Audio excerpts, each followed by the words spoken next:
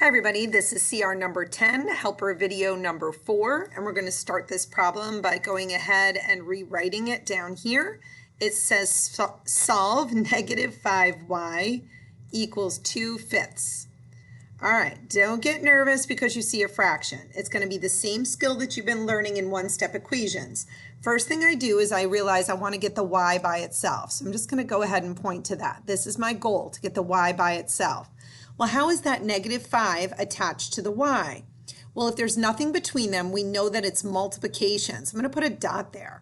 Now, the opposite of multiplication is division. So I am still going to divide both sides by a negative 5. Now, I know what you're saying. Oh my gosh, it's a fraction. Look at that terrible looking compound fraction. Well, don't worry about it. Right now, you could technically put that into your calculator and you could find the answer. But I'm just going to write it out for you, because this is how you are going to put it into your calculator, as 2/5 divided by negative 5. Well, the first thing I do is I make negative 5 into a fraction by putting it over 1. Then I go ahead and I skip, or keep, change, flip, or skip, flip, multiply. Either one of those will work here, okay? And I go ahead and put the dot between. I multiply straight across. 2 times 1 is 2.